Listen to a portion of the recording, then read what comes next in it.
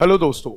Operation सिंदूर के बाद जब पाकिस्तान को हम लोगों ने करारी हार दी, यानी कि जिस एयर डिफेंस सिस्टम के नाम पर पाकिस्तान हमेशा उड़ा करता था, जो कि चाइनीज वेपन सिस्टम है, उसको हमने नस्ता नाबूद कर दिया, एकदम करारी हार दी। और उन सभी ड्रोन्स, उन सभी टेक्नोलॉजी को पार करते हुए ऑपरेशन सिंदूर के तहत 13 साइट्स पर हम लोगों ने अटैक करके दिखा दिया।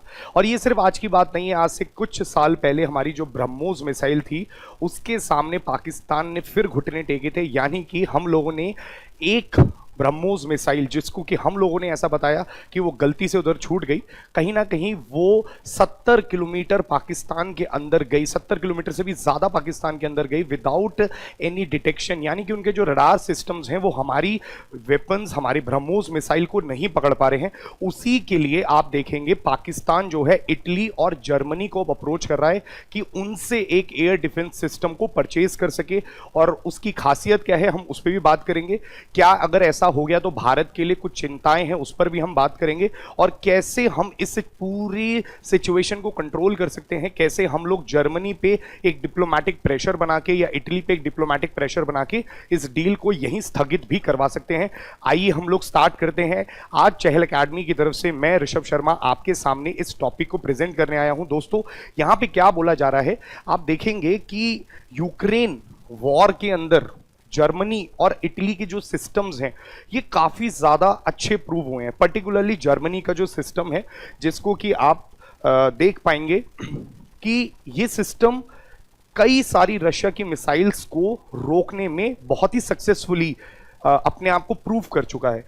अब पाकिस्तान की केस में क्या हुआ, पाकिस्तान के केस में जब हम लोगों ने ऑपरेशन सिंदूर किया तो उनके रडार सिस्टम्स हमारी किसी भी मिसाइल को पकड़ ही नहीं पाए। अब कहानी क्या है भाई, देखिए, आप हैं चाइना के सिस्टम को यूज करने वाले और हम चाइना में ज्यादा विश्वास रखते नहीं। आप जानते हैं हम चाइनीज प्रोडक्ट को मानते नहीं है, हम इंडिजीनियस प्रोडक्ट्स को मानते हैं। पर पाकिस्तान तो पाकिस्तान है, उसको लगता है कि शायद ये चाइना के मटेरियल्स को इस्तेमाल करके वो कंट्रोल कर सकता था हमें, और उसको मुंह की खाने को मिल गई है इस बार। अब ब्रह्मोस मिसाइल जो है बेटा, ऐसा है, ये है बाप, आप इसको रोक नहीं सकते हो। यह है सुपरसोनिक ब्रह्मोस मिसाइल। हाँ जी, ये मैक 3 के आसपास ट्रैवल करती है, दिखेगी भी नहीं। 850 किलोमीटर प्रति घंटे की रफ्तार से भागने वाली जो मिसाइल है ना, आपके घर में भी घुस गई और आपकी 13 लोकेशंस को मार के भी आ गई और आपको पता भी नहीं चला।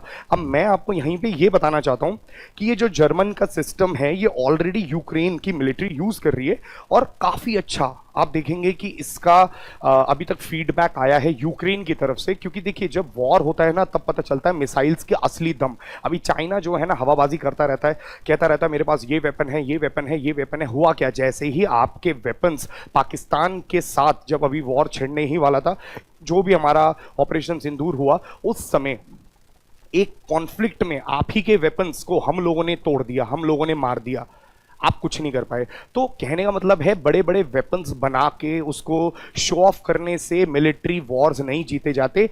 आप जब एक्चुअल युद्ध में उतरेंगे तब पता चलता है कि वॉर में कितना दम है, आपके वेपन्स में कितना दम है। और ये वेपन्स का दम जो है, अब यूक्रेन की मिलिट्री जब रशिया से लड़ रही है तो बता रही है कि ये एक अच्छा सिस्टम है और उसी को ये लेने के फिराक में अभी है।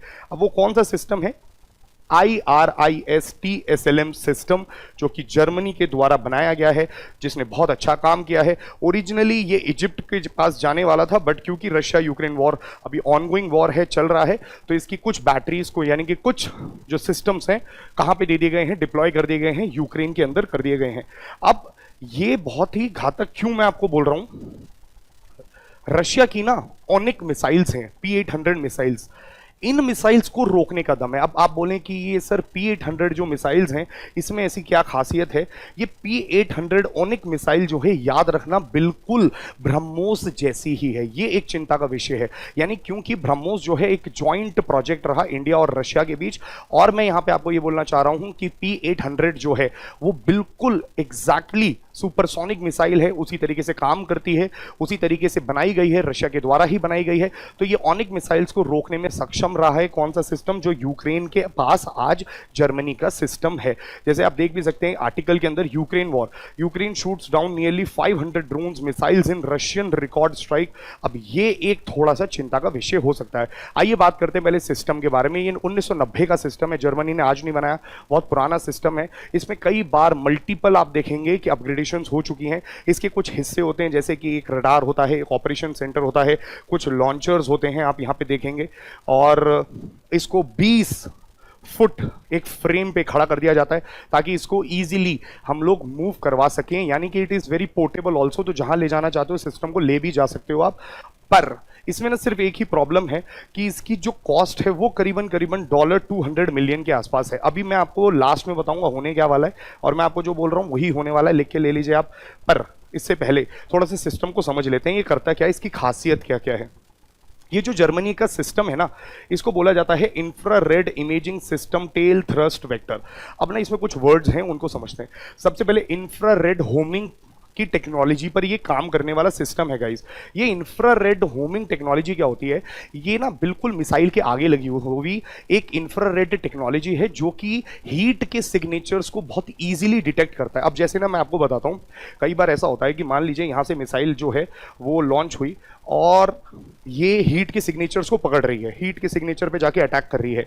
जैसे ही गर्माहट को देखती हुई वो अपनी लोकेशन को गाइड करती हुई वहां पहुंच रही है। तो कई बार क्या होते हैं, जो जेट्स होते हैं या आप देखेंगे मिलिट्री के पास फ्लेयर्स होते हैं, फ्लेयर्स का इस्तेमाल कर दिया जाता है। फ्लेयर्स यानी कि आप ऐसे समझ लीजिए कुछ लोहे के टुकड़े होते हैं और हीट वहां पे जनरेट करी जाती है एक्स्ट्रा तरीके से, जिससे कि मिसाइल कंफ्यूज हो जाए। इन शॉर्ट ये समझ लीजिए मिसाइल को कंफ्यूज करा जाता है कि ये एक लोहे का टुकड़ा जो है ये रॉकेट ही है, ये आपका जेट ही है, इसी पे अटैक कर दो, ना कि आप ओरिजिनल जो आपका स्ट्रक्चर है उस पर अटैक करिए। तो ऐसे फ्लेयर्स को इस्तेमाल करके बचा जा सकता है। इसे कहते हैं हम एंटी मिसाइल टेक्नोलॉजीज, कि मिसाइल ना लगे उसके लिए हम ये फ्लेयर्स एंड इन सारी चीज़ों का इस्तेमाल करते हैं। बट सवाल ये है, अगर फ्लेयर्स से बचना है तो मिसाइल के अंदर एक इमेजरी ऐसी लगी होनी चाहिए जो कि क्लियरली डिस्टिंग्विश कर पाए कि वो फ्लेयर्स हैं या वो एक्चुअल हीट जो है वो इंजन में से आ रही है। आप हमेशा देखेंगे टेल पे अटैक करता है, कोई भी जेट होता है ना जिसके पीछे से धुआं निकल रहा होता है या आग निकल रही होती है, उस पर अटैक होता है जाके। कभी भी आगे से आपको मिसाइल आती भी नहीं दिखेगी, हमेशा पीछे से अटैक कराई जाती है मिसाइल। क्यों? क्योंकि वो हमेशा हीट के सिग्नेचर्स को पकड़ता है। अब यहाँ पे इंफ्रारेड होमिंग लगने से हाई डेफिनेशन इमेजिंग सिस्टम है जो कि क्लियरली डिस्टिंग्विश कर सकता है कि वो काउंटर मेजर ऑपरेशंस ले रहा है, एंटी मिसाइल मेजर्स ले रहा है जिसको हम फ्लेयर्स कहते हैं, या वो टारगेट है। पहला तो ये बहुत अच्छी चीज है इस सिस्टम के पास। दूसरा यहां पे आप देखेंगे लॉक ऑन बिफोर लॉन्च है। लॉक ऑन बिफोर लॉन्च का मतलब है आपने टारगेट पहले ही डाल दिया, ये फिक्स कि मेरा जो टारगेट है वो ये है, इस जगह पे आपको अटैक करना है। तो मिसाइल पहले से ही लॉक हो चुकी है, अब वो उधर ही जाके अटैक करेगी। और इसके कुछ एडवांटेजेस होते हैं। इसके एडवांटेजेस क्या है कि ऐसे टारगेट जो पहले से क्लियरली आइडेंटिफाइड होते हैं वहां पे प्रिसीजन अटैक कर सकता है, ये एकदम एक्यूरेटली पॉइंट पे अटैक कर सकता है। पर इसका एक डिसएडवांटेज है। डिसएडवांटेज क्या है? अगर ये टारगेट जो है मूवेबल वाले हैं, यानी कि ऐसे टारगेट जो मूव हो रहे हैं, उस पे लॉक ऑन बिफोर टेक्नोलॉजी काम नहीं करेगी, तो ये इसका कहीं ना कहीं एक नेगेटिव है। और याद रखना, लॉक ऑन बिफोर लॉन्च होता है, एक होता है lock on after launch. India के पास लॉक ऑन आफ्टर लॉन्च वाली टेक्नोलॉजी भी है। जैसे कि अगर मैं आपको बोलूं ब्रह्मोस, ब्रह्मोस को आप forget fire and forget principle पे तो काम करती है, बट बीच में भी ना आप डेटा लिंक्स यूज करके उस मिसाइल को गाइड कर सकते हैं, यानी कि एक बार लॉक कर दी लोकेशन बट उसके बाद भी आप उसको मूव करवा सकते हैं। दूसरी चीज, भारत के पास आप नोटिस करेंगे इस तरीके की टेक्नोलॉजीज मौजूद हैं, जैसे कि नाग मिसाइल। जो ये नाग मिसाइल है, anti ballistic missile defence system program के तहत हम लोगों ने बना रखी हैं, अग्नि आकाश है ना, त्रिशूल। तो ऐसे ही उसमें एक नाग मिसाइल है, नाग मिसाइल भी बोला जाता है, that is working on lock on after launch technology, not before. हमारे पास बिफोर वाली तो है, बिफोर बहुत पुरानी है, अब आफ्टर टेक्नोलॉजी है। तो यहाँ इसका एक लूप होल है जो हमारे पास इसको काउंटर करने के लिए मौजूद है। खैर इसकी रेंज जो है वो 40 किलोमीटर है, इसकी एल्टीट्यूड यानी कि ऊपर जा सकता है 20 किलोमीटर तक, और इसकी स्पीड जो है मैक 3 तक ये रोक सकता है ऐसी इनकमिंग मिसाइल्स को। अब यहाँ पे आपको ना थोड़ा सा ये देखना पड़ेगा, ये सिस्टम काफ़ी अच्छा है, I am no doubt about it. Thrust vectoring पे काम करता है। थ्रस्ट वेक्टरिंग क्या होता है? जैसे मान लीजिए ये पूरा का पूरा रॉकेट है, अब ना आप नोटिस करेंगे यहां से जो आग लगती है वो उसको थ्रस्ट देती है, यानी कि ऐसा फोर्स देती है। अब अलग अलग जगहों से थ्रस्ट दिया जा सकता है, यानी कि मान के चलते हैं कि थ्रस्ट इस तरीके से दिया जा रहा है कि मिसाइल ऊपर जा रही है, बट हमारा टारगेट एकदम से इधर आ गया, तो ये क्या करेगा, थ्रस्ट इस साइड देगा और मिसाइल की पूरी, जैसे मान लीजिए मिसाइल है ऊपर जा रही है, थ्रस्ट यहां से लगा और ये एकदम घूम जाएगी, यानी कि ये मैन्योवर हो सकती है, इसको आप मूव करा सकते हैं। ये इसकी बहुत अच्छी टेक्नोलॉजी आप मान सकते हैं कि इसके पास ये हमारे पास मौजूद नहीं है, बट ये जो आइरिस सिस्टम है ये काफी अच्छा है। सिमिलरली आप देखेंगे एरो 3 सिस्टम जो इजराइल का है, ये भी ऐसे ही काम करता है, ये भी ऑलमोस्ट वो सारी टेक्नोलॉजी जो यहाँ पे है वो यहाँ पर भी मौजूद होती है। आइरिस-T एयर डिफेंस सिस्टम जो है वो मल्टी लेयर्ड बनाने की टेक्नोलॉजी में है अभी जर्मनी, जिसमें आप देखेंगे कि यूएस का पैट्रियट सिस्टम, इजराइल का एरो 3 सिस्टम और इनका खुद का आइरिस सिस्टम, तीनों जुड़ करके एक मल्टी लेयर्ड टेक्नोलॉजी बनेगा। अभी जो पाकिस्तान है वो सिर्फ इस पे फोकस कर रहा है कि हम आइरिस को ले लें एटलीस्ट, तो यहां पे एक प्रॉब्लम तो आती है। अब कंपैरिजन की अगर मैं बात करता हूं आपसे, याद रखना भारत के पास है S-400 जो कि रशिया के द्वारा है, ऑब्वियसली 400 किलोमीटर तक की सारी रेंज की मिसाइल्स को ये टारगेट कर सकता है। सबसे बड़ी बात इसकी जो है हाइपरसोनिक थ्रेट्स को भी न्यूट्रलाइज कर सकता है। हाइपरसोनिक का मतलब होता है मैक 5 से ऊपर की, यानी कि ये अगर मैक 5 से भी ज्यादा की स्पीड में कोई मिसाइल भारत पे अटैक करने आ रही है तो उसको भी टारगेट कर सकता है। खैर सुपरसोनिक को टारगेट करने के लिए हमारे पास ब्रह्मोस है ही है, तो ये दो सिस्टम्स हमारे पास हैं। और सिर्फ यहां तक घबराने की बात नहीं है, हमारे पास ऐड है एयर एडवांस डिफेंस सिस्टम। हमारे पास आप देखेंगे अलग अलग टेक्नोलॉजीज हैं जिससे हम लोग, हमारा रडार सिस्टम काफी अच्छा है, तो हमें इतनी घबराने की जरूरत नहीं है। 2 पॉइंट्स यहां पे आपको समझने पड़ेंगे। पहला, अगर पाकिस्तान को ये टेक्नोलॉजी मिल जाती है, नो डाउट अबाउट इट, उनके पास एक टैक्टिकल एडवांटेज आ जाएगा, पर उसमें एक सबसे बड़ी प्रॉब्लम है जो उनको समझ में नहीं आ रही है। भारत के अगर टारगेट्स मूविंग हुए उस पर वो इससे अटैक नहीं कर सकते। दूसरी चीज जो बहुत ही इंपॉर्टेंट है, भारत की ब्रह्मोस मिसाइल जो है वो करीबन सुपरसोनिक लेवल पे चलती है, मैक 3 पे चलती है, और उसकी जो रेंज है वो काफी अच्छी है। अगर मैं आपको एक्सटेंडेड वर्जन ऑफ ब्रह्मोस बताऊं तो 4000 किलोमीटर तक की भी रेंज है हमारी ब्रह्मोस की। इसकी रेंज अगर आप देखेंगे 40 किलोमीटर की है, तो यहाँ पे इसके पास एक डिसएडवांटेज है। और सबसे बड़ा डिसएडवांटेज सुनो, जो पाकिस्तानियों तुम्हें समझ में नहीं आ रहा, मैं तुम्हें समझाना चाह रहा हूं, ये बात ध्यान से सुन लेना। बेटा पैसा कहां से लाओगे? ये एक सिस्टम 200 मिलियन का है, डॉलर 200 मिलियन कहां से लाओगे? आपकी इकोनॉमिक स्थिति ऐसी है कि आप खरीद सकते हैं ये 5 सिस्टम? जी नहीं खरीद सकते, याद रखना। और दूसरा सुन लो, मैं तुम्हें आज बता रहा हूं, P-75I जो सबमरीन डेवलपमेंट प्रोजेक्ट है, प्रोजेक्ट 75 इंडिया प्रोजेक्ट है हमारा सुन लो पाकिस्तानियों, ये हमारा प्रोजेक्ट है सबमरीन का, जो कि जर्मनी इंटरेस्ट ले रहा है, जर्मनी इस पे काम कर रहा है। हम ये प्रोजेक्ट रोक देंगे, उनको बहुत बड़ा नुकसान होने वाला है। अब खैर आप बोल सकते हैं कि जर्मनी जो है आपको आज ज्यादा इंपॉर्टेंस दे रहा है, बट याद रखना कहीं ना कहीं डिप्लोमेटिक प्रेशर पड़ेगा। जर्मनी को हमारी जरूरत है। Significance of India and Germany जाके पढ़ लेना, cooperation between India and Germany जाके पढ़ लेना, आपको समझ में आ जाएगा। नो डाउट अबाउट इट कि आप ये ले आएंगे, हमारी आर्मी के पास भी इसका तोड़ है।